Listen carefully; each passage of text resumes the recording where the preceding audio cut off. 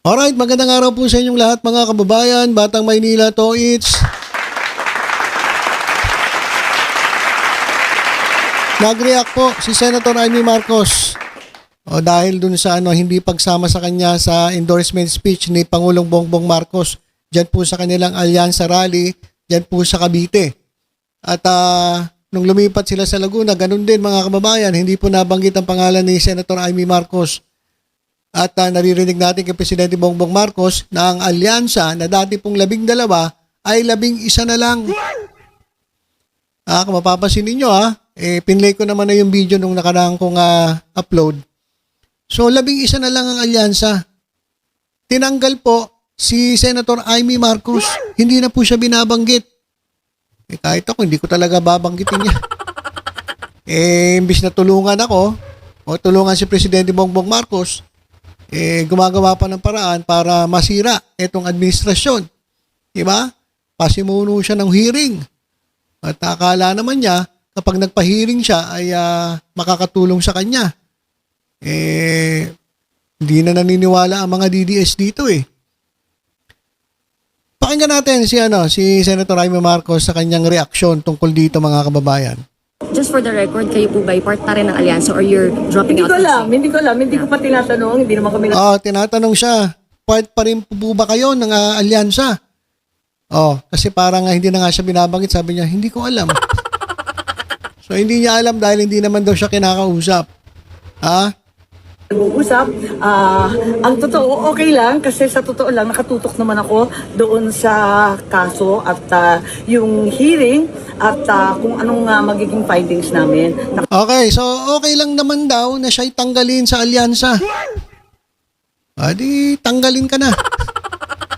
Unang-una, hindi ka na nakakatulong, nakakasira ka pa. Diba? Pero yung kapatid mo, presidente, ate ka. Tapos yung administrasyon ng kapatid mo, binabanatan mo. Isipin niyo mga kababayan bakit ka magpapahiring? Magpapahiring na iimbestigahan mo yung pagkakahuli kay Duterte. Ang mga tatanungin mo doon, ang mga pinag-iinitan niya, yung mga pulis, yung mga otoridad, si DOJ, DILG, PNP, ayun po yung pinag-iinitan niya ron Talagang kitang-kita mo na personal yung yung banat niya Kumaga hindi na Di ba kitang-kita mo naman kay Amy Marcos na talagang ang gusto niyang palabasin ay mali ang ginawa ng mga pulis at ng DOJ at ng DILG. Nakalimutan ata ni Amy Marcos na ang chief executive ng bansa ay yung kanyang kapatid na si Presidente Bongbong Marcos. So kapag ang PNP po ay pumalpak, kapag DOJ ay pumalpak, kapag ang DILG po palpak, ibig sabihin yan, palpak din ang presidente. Diba? So, gusto ni Amy Marcos na palabasin na mali ang ginawa na itong mga otoridad natin. So parang sinasabi niya, kung maliin itong mga ito, ibig sabihin, mali din ang presidente. Hindi ba ito nag-iisip? Inilalaglag niya itong administrasyong Marcos na pinamumunuan ng kanyang kapatid.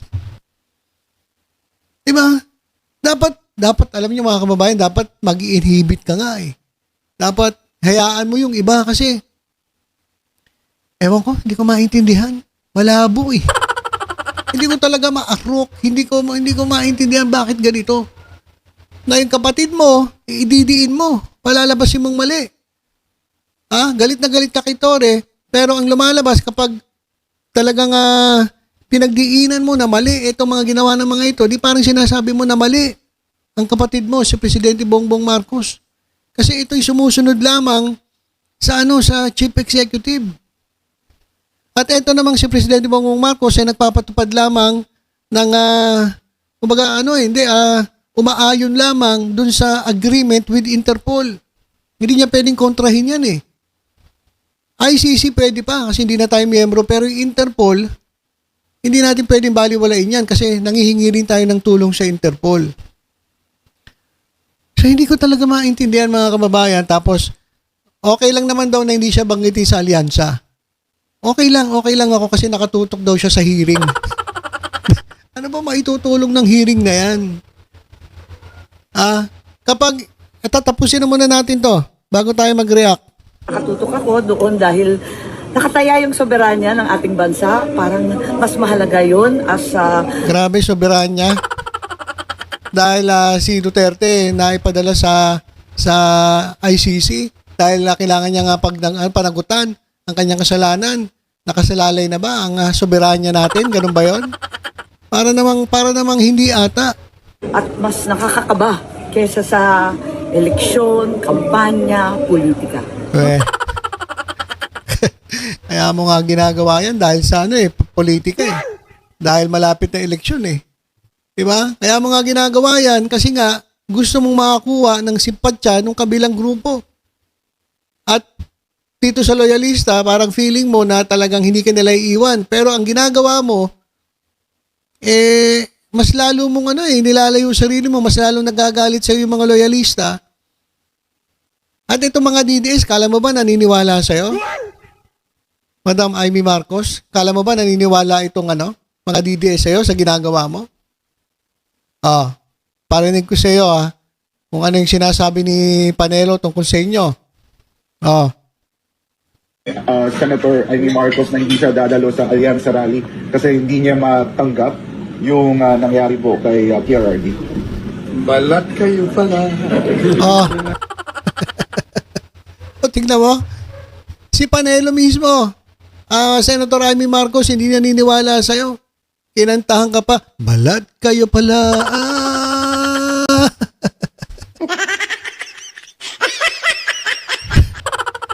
Pero yung balat kayo? Ibig sabihin ng balat kayo, mapagkunwari. Ano pa ba yung balat kayo? Mapagkunwari, manloloko, mambubudol, sinungaling. Pero mo sabihan ka ni Atty. Panelo, kasi sabi mo nga, hindi ka atin sa alyansa. Dahil hindi mo maatim na si Duterte ay binigay natin sa ICC. Sabi ni Panelo, ito mismo DDS to. Balat kayo pala, pag-ibig mo. Hindi pala. Ulit. Balat kayo pala ang pangbubudol mo. Ayun pala yun. Balat kayo. Ibig sabihin, sinungaling, manloloko, mambubudol. Lahat na po, mga kababayan. Pero mo sabihan ka ni Panelo. So, ibig sabihin, Madam Senator, hindi po naniniwala sa inyo DDS. Tapos, yung mga loyalista, nagagalit na rin sa inyo. So, paano na? Anong mangyayari? Anong mangyayari sa iyong pangarap na maging senator uli? Wala. Laglag sa kangkungan. Ano pa sabi ni Panelo? Ay, sa mundo, yan ang sagot ko sa kanya. Bulayin mo lelang mo. Bulayin mo lelang mo. Sabi kay Amy Marcos, balat kayo ka na, as bulahin mo lelang mo. Hindi naniniwala DDS sa'yo kahit anong drama, kahit anong sasabihin mo, kahit may pahiring-hiring ka pa dyan, concentrate ka sa hearing, hindi naniniwala sa'yo mga DDS. Kaya kung ako kay Senator Amy Marcos, diyan ka na lang, mag-concentrate ka na lang, tulungan mo kapatid mo. Huwag ka na mag-drama-drama na may pahiring-hiring pa dahil mismo mga DDS hindi naniniwala sa inyo. Balat kayo pala, pambubudol mo. Lokohin mo ang lelang mo.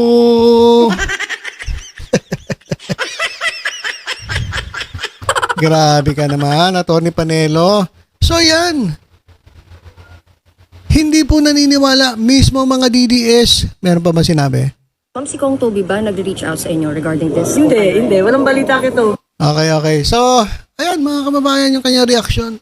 Okay lang daw siya tanggalin sa alyansa. Pag tinanggal sa alyansa to, di mas lalong nag-slim ang kanyang chance na manalo. Kasi hindi nga siya pumapasok sa top 12 di mas lalo na.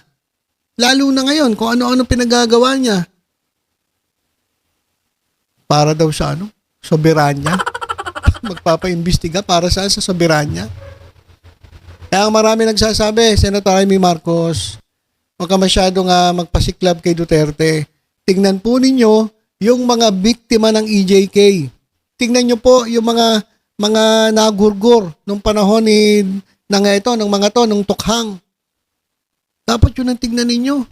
Mas marami po yun, hindi po sa isang tao lang. Ang mandato ninyo ay para sa taong bayan. Hindi po para kay Duterte. Wala rin to, kay Duterte. Loyalty na ito, na kay Duterte rin. So, yan mga kababayan. Total, sabi naman niya, okay lang. Pinakamaganda talaga, tanggalin na siya sa dyan po sa alyansa. So, 11 na lang ang alyansa. Pwede na raw sumama si Mark Gamboa. Isama na natin. Kung vote straight kayo mga kababayan, dyan po sa alyansa, di 11 na lang. Sa mga buboto ng straight, hindi ko sinasabi iboto natin. Sa mga sa mga gustong mag-vote straight. Total 11 yan, ipasok nyo na si Mark Gamboa bilang senator. Para may boses tayo dyan sa Senado. Pero kapag naging senator ka, Mark Gamboa, huwag kang paalis-alis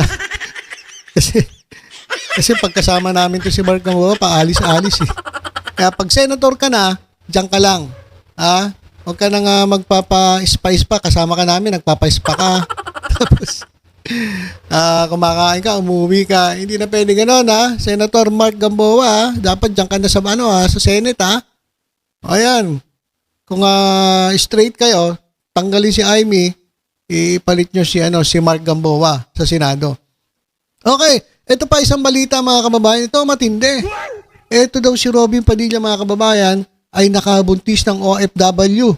At ilang linggo pa lang siya nakabuntis na. Ito mga kababayan, panoorin natin yung live ni Robin Padilla. Ito. Makita ni Mariel yan, ha? Ito na ho. Ayan. Okay lang. Ito na ho ang pinakamatinding chismis ng panahon. Lumabas na po. Ito po ang bunga sa akin pong pamamalagi ng isang linggo. Nagbunga po. Magtago ka na. Oh darling huwag ka maingay. Ay, salamat po. O iingatan mo yung anak natin Hello anak, hello. Opo. Okay, so yan mga kababayan. So lang naman, joke lang naman po yun. Iba dyan, sineryoso yung title ko Hindi, lang po. Nagbiro lang si Robin Padilla. Pero, hindi pa rin ako sangayon sa'yo. Ano ba ginagawa mo dyan? Imbis na umuwi ka dito at magtrabaho, ba't nandiyan ka sa Netherlands, paaso-aso ka kay Duterte, hindi mo naman kayang ipauwi si former president. Ang gawa mo dyan, ikipaglandian ka dyan sa mga OFW. Ba naman yung Robin Padilla? Anong klase ka naman senatong? Ayan, nakabuntis daw siya at may anak siya dyan sa Netherlands. Pero mo, 1 week pa lang, nakabuntis na. Pero yan po ay lang guys. Joke lang naman ni Robin Padilla. Nag-enjoy lang siya dyan. Sarap buhay. Enjoy kasama yung mga DDS dyan. Kaya alam nyo mga kababayan, mga DDS dyan, nagpapakapagod kayo, hindi nyo alam. Baka naman ginuguyo lang kayo ng mga dyan, ng mga nandyan. Tapos, yung tatanda ko, hindi ko makalimutan, sinasabi ni Robin Padilla, konti lang daw ang kumakalaban kay Duterte. Tapos yung konti daw, mga komunista. Grabe, nired tag tayo mga kababayan. Komunista daw tayo. Sino kaya komunista? Diba yung komunista, yung sumusuporta dyan po sa sa China. Ayun po mga komunista, yung mga sumusuporta ron. Kami, talaga nandito kami sa Pilipinas. Hindi lang nga kaming kaibigang inchik. Yung mga komunista, yan po yung yan, di ba? Communist Republic of China. Tama ba ako? Di ba? Yun ang mga talagang tas kami dadamay mo, komunista kami. Walang iya ka. Ikaw, kumbuntista. Mahilig mambuntis. Kaya sabi ko kay Mariel Rodriguez, Mama, magmatsyag po kayo baka hindi nyo alam pinapalitan na kayo ng ni Robin Padilla dyan. Bantayan nyo po yan. So ilan po muna ang ating update dyan po sa Netherlands at maging dito kay Amy Marcos na wala. Akala niya yung ginagawa niya makakatulong sa kanyang kampanya para maging senator, mukhang magbabackfire sa kanya itong kanyang pinaggagawa. At kung tatanggalin sa alyansa, isa na ako sa papayag. At mas gugustuhin ko tanggalin na to kasi pabigat na po to sa administrasyon. Hindi na po nakakatuwa. At kung style niya yan, di bahala siya sa buhay niya. Pero wala. Kahit DDS, di ba? Sabi nga ni Panelo, ano raw? Balat kayo pala. Ang bubudol mo. Tapos lokohin mo raw lelang mo. Pero mo, sakit nun. So ilan po muna mga kababayan, basta tutok-tutok lang po dito sa Batang Maynila to sa iba pang updates. Ingat po tayong lahat. God bless po.